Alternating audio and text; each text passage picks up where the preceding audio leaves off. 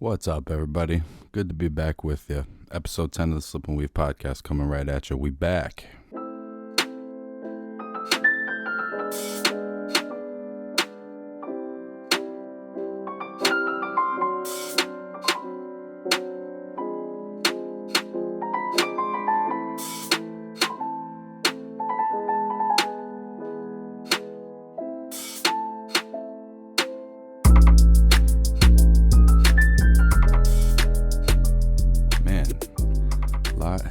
Since the last episode I did. I think the last episode that I did with you guys was probably roughly March 26th. And at the time, I stopped doing the show because boxing kind of shut down. And while I probably could have continued talking about something else, my intention of this podcast when I initially started was to talk about the sport in real time as it was happening. And boxing wasn't happening because it shouldn't have been happening. I'm glad it wasn't happening. But boxing's back now. And so I felt like it was a good time to come back and start doing these episodes. There's actually been about a month of cards at this point on ESPN. And I was also just sort of waiting to see if this was going to have any sort of sustain, if they were going to be able to keep this up and do it consistently and do it safely and do it without, harming the fighters. And thus far, they've been able to do that. So back in June, on June 9th, ESPN and Top Rank started putting on cards again at the MGM Grand in Las Vegas. And they've created this bubble at the MGM essentially just for fighters and teams and officials. And there's a section of the hotel that they have blocked off specifically for the fighters and their teams. I don't know all the exact specifics on how it's working, but, of course, you're tested prior to going into the bubble. You're tested prior to the fight. I'm sure you're tested more than that. I'm sure that there's some sort of weekly COVID testing going on. You're not allowed to leave. There was somebody's trainer that left, and that trainer was no longer allowed in the corner for the fighter.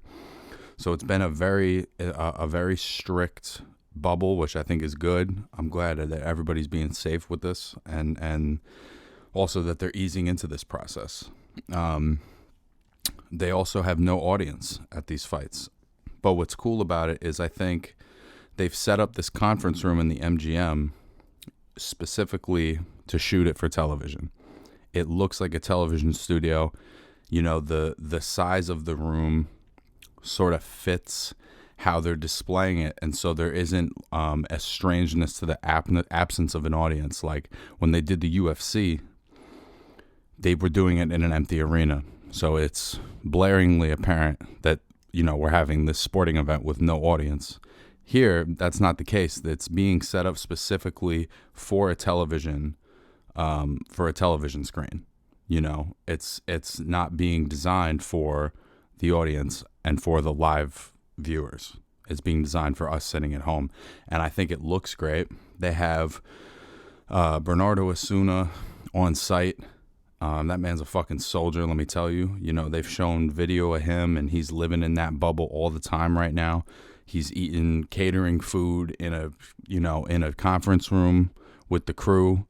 So he's the real kind of soldier of this right now, where he's just living in it and helping make the show. And so he's on site doing the post-fight interviews, talking to the corners and stuff. They have Joe Tessitore in the studio in Connecticut, and then Timothy Bradley and Andre Ward are sort of commentating remotely from their house. So they've limited who's coming in and out of there, between all the crew and the judges. It feels like there's never more than maybe 15 or 20 people in the conference room. Everyone's masked up. They're sanitizing and disinfecting the ring in between fights. And I think as a whole, they're doing a great job. There's people who have tested positive for coronavirus that have been taken off the cards. Their fights have been canceled.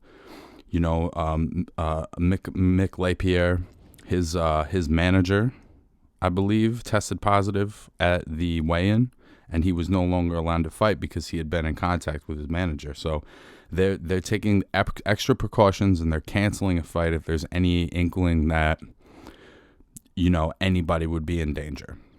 And I think at this point in the game, it's like, why would you not be safer than sorry? They've also had this group of cards, I think 2 different cards at this point, at least that have been on TV in Mexico City. And in kind of doing, some research beforehand for this episode and trying to do my due diligence, I was going through BoxRec, which is basically the top statistics website for boxing. It shows the results of the fights, where they were, who the officials were, what the scores were, all the details of the fight and the fighter's record. And I noticed with these 2 Mexico City cards that every single fight on both of those cards is listed as a no contest. And underneath each of the fights, it says no commission present. Due to COVID-19 restrictions, Mexico City's professional sport is still halted by the local government. And then it'll say, X was announced the winner by TKO in round 3, hypothetical. But every single one of the fights listed underneath it says no commission present. And that Mexico City's professional sport is not allowed. So I found that a little confusing, because they've had some high-level guys. They've had Emmanuel Navarrete and they've had Miguel Berchelt on as the main event on both of those cards. These are world championship fighters.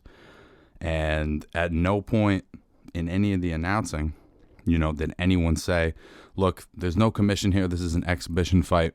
We want to keep these guys busy and put a little money in their pocket. It is what it is. That's not how it's being advertised and portrayed. Like I've heard them talk about these fights, the next card, like as a review. They're talking about what a great performance, TKO round 6. They're talking about it as if it's a legitimate athletic event. And in doing research, none of those fights are legit, because there's no commission present, and so it's not going on their record.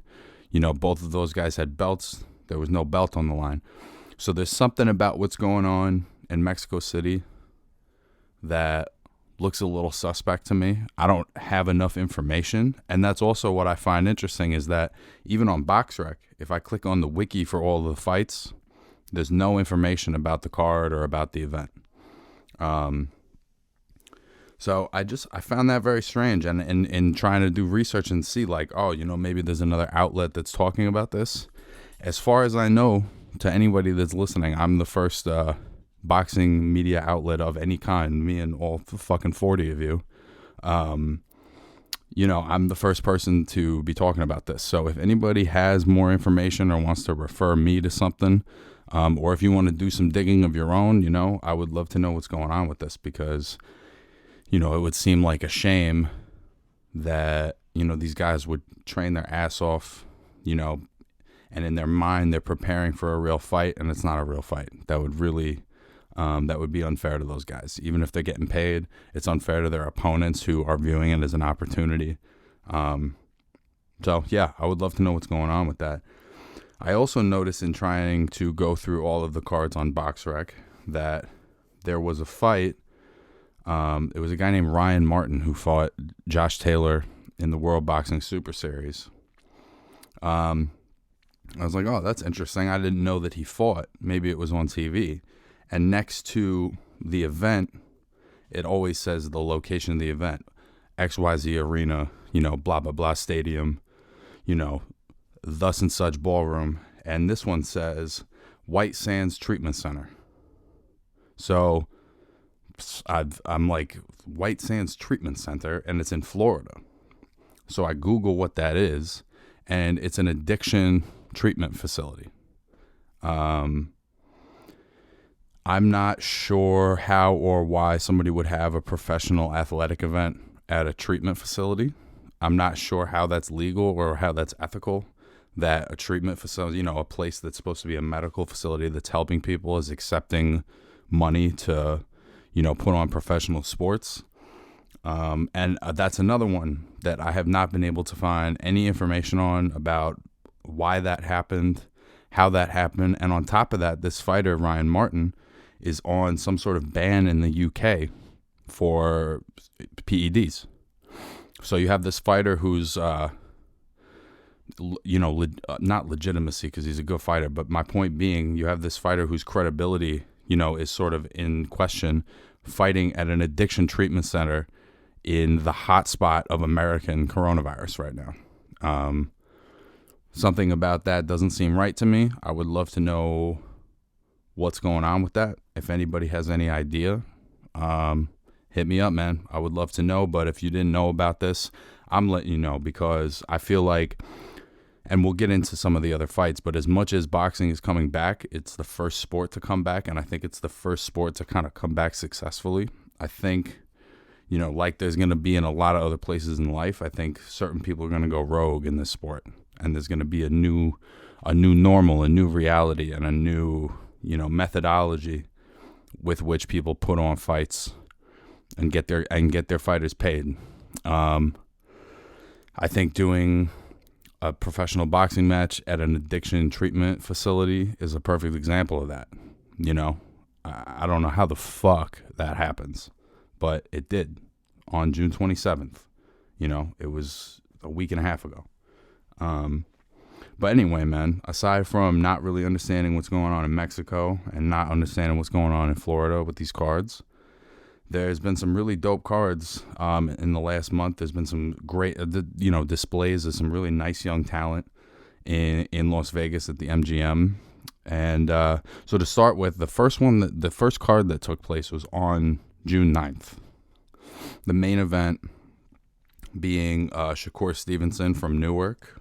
And he was the main event. He was fighting a guy named Felix Carballo. And there was another terrific young featherweight on that card. His name is Robeisy Ramirez, and he knocked out a guy named Yuri Andujar in the first round. Ramirez is a very, very experienced, slick Cuban southpaw from that Cuban amateur system. His defense is impeccable. I mean, the guy is just so difficult to hit. He's got great power. He really sits down on his shots, particularly in this fight.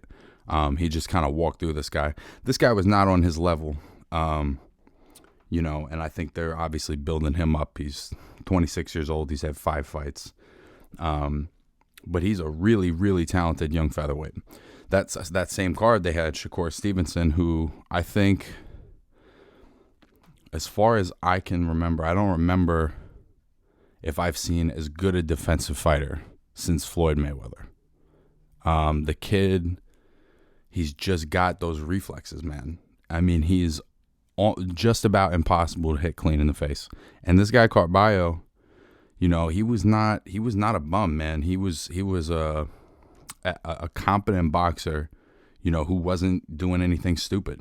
He just could not catch this kid. And I think that most of these featherweights are going to have a hard time catching him. I can't tell if they put Ramirez and Stevenson on the same card, because in their mind, they're sort of building that up to be a matchup of the two, but I hope that somebody's thinking about that, because I think in a couple of years, that has the potential to be a really, really enticing fight. Ramirez also fought on another card. They're keeping him active, man. He fought on another card, I believe it was July 2nd. I could be wrong about that. But he had a rematch. He's got a loss on his record, and he had a rematch of that loss. Yeah, it was July 2nd.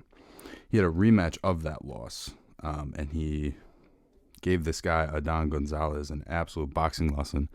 I can't recall him getting hit in the face for the whole 6 rounds. The guy just, didn't have the tools to get to him. I'm guessing the first time they fought, it was just, he's not used to the physicality of the pros, and he's not really sitting down on his shots, so that he's not keeping, he's not getting respect. But in just a handful of fights, this guy's fucking developed into a very impressive young prospect. He's got a complete game for somebody with 5 professional fights. And Shakur Stevenson, I think, is well on his way to being the best featherweight in the world. I can't think of anybody at that weight right now that could beat him. There's plenty of competition. Gary Russell I would love to see him and Gary Russell get it on, but to be honest with you, I don't think Gary Russell could hang with him. And Gary Russell's a great fighter, but I think this kid's a special talent. The next week, I believe they're doing basically every Tuesday and Thursday, and then occasionally they'll do something on Saturday.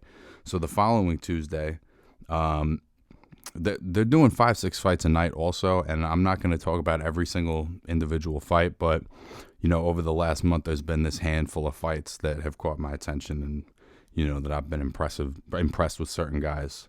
On the 16th, they had this guy Mike. He wasn't the A side. They had this guy Joshua Greer at bantamweight, and he basically he's got this gimmick where he like carries a pillow into the ring with him because he's gonna put you to sleep. Get it? I thought it was pretty funny, but basically they were kind of hyping him up as like the next big American bantamweight, and he was beaten by this guy Mike Plania, who's just had a more confident sense of himself. He just knew how to pick his spots a little better, and I was kind of surprised in certain spots at how easy it was to hit Greer. When Plania wanted to just kind of walk him down and assertively just throw something, it seems like he would land at least one of them. So, he put him on the deck a couple of times, and I think that Greer's probably going to have to rework his game a little bit. He's a good fighter, but at the very top level, you have to be able to defend yourself a little better, especially you getting with the more elite levels guys, the Inoue, Donaire, and, Rigondeaux, those kind of guys, they're going to catch you. So you have to, there can't be any gimmies. If you're giving them up, those guys like that are going to take them. But I think Plania is also a really good fighter. I think he just, happened to be advertised as the B side, but it turns out that he's like a very competent, skilled professional, and he boxed his way to a decision win. I thought that was, and it was also a fun fight to watch. They were both young, talented guys. They were doing a little jawing in there. It was a fun fight, man. That next Thursday, there was 2 fights that really caught my eye, man. The first one, there was a guy named Clay Collard, who I had never heard of. He had a pretty regular-looking record. He's 7-2-3 with 2 knockouts, and he's fighting a guy who's 6-0 with 3 knockouts. And they're advertising this guy David Kaminsky as this prospect, and he's 19 years old, super middleweights. So these guys fight, and I mean, this guy Kaminsky, he had a nice little offensive game, but he had no sense of how to avoid a punch or how to mix defense into his offense. I mean, he was just taking everything that this guy Collard was throwing, just clean on the mug. And he kind of got beat up. It was even worse than just kind of losing a decision. He really got beat up, and this guy's activity was just, it was too much for him. He hasn't learned that yet, to not just sit in the pocket and take shots, and waiting to get your own off. He hasn't figured out that transition from defense to offense. But unfortunately, he was 19 years old when this fight happened. It's sometimes you have to wonder in what way a beating like that serves a young fighter. There was 2 different occasions during the fight where I thought they might want to think about wrapping this up, because if he's 19 years old and he's this talented, like, are they gonna bleed him out for this fight? It didn't seem worth it to me. But he's a warrior, and he took it like a man, and I hope he comes back stronger and better, and that this didn't take something out of him permanently.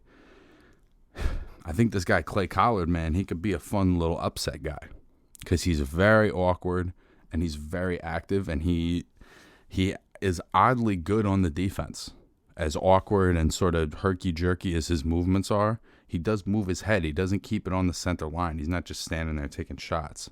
So I'm guessing that Top Rank is going to start using him a little bit more on these cards.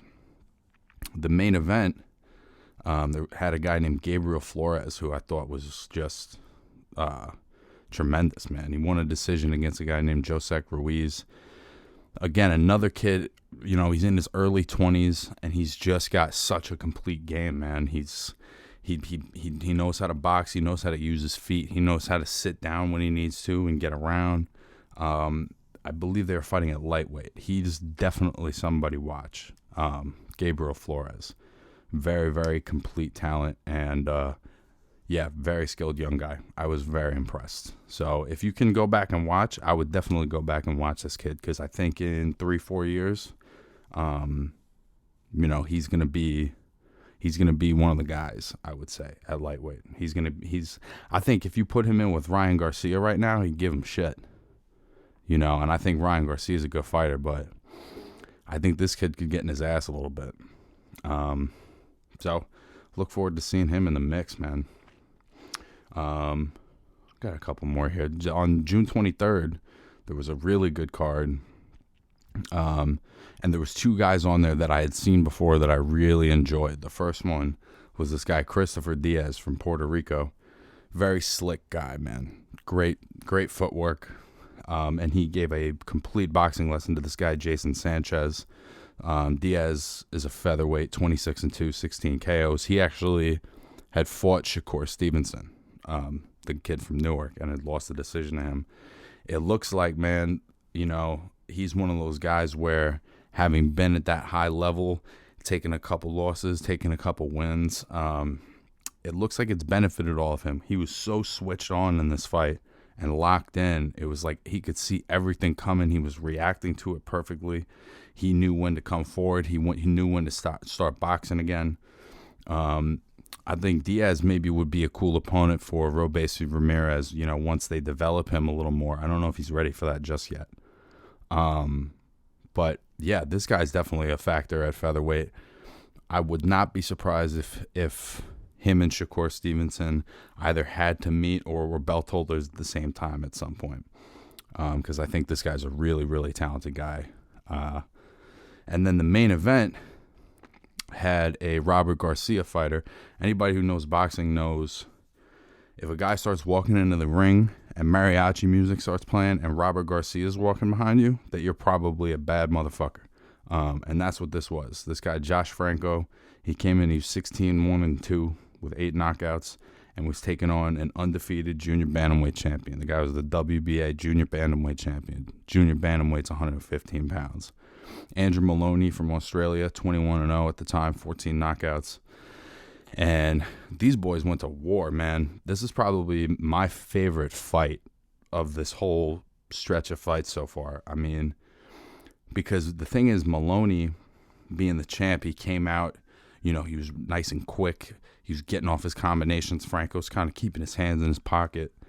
And then at some point, Franco's crisper, harder shots just seemed to start taking their toll on Maloney, and he just gradually took over the fight, sort of, starting in round 4. And by the end, it kind of felt like Maloney was barely hanging on. I would love to see these guys go at it again. I think this is definitely worthy of a rematch. Maloney, even though he took a lot of shots, man, he really showed some huge balls, and he stuck with it, and he kept throwing punches, which is, that's how a champion loses. So I would love to see those guys go at it again. The following week, we got to see Andrew Maloney's brother, Jason Maloney, who fights at bantamweight, fighting a somewhat of a lower level of opponent, like this guy, Leonardo Baez. It was interesting. Jason's 21-1, 18 knockouts, nice power. He seems to have a couple more layers to his game. He's not quite as naturally athletic, I would say, as Andrew, but his ability to use angles and set stuff up is a little more complex. So it was interesting to see the contrast in their styles, and to just see, these guys are brothers, but their games are entirely different. They're twins even, and luckily they're not in the same weight class, so they don't have to worry about splitting up belts and doing all that at any point. At any rate, I was really impressed with Jason also. The guy he was fighting was a little one-dimensional, just kind of a good come-forward fighter. But it was cool to see how he reacted to somebody that aggressive, that he knew how to kind of use that against him, get around him, work with that aggression a little bit. So I was very impressed with him, man. There was one more card. Yeah, so there was another fight, again, on the same card as Robeisy Ramirez.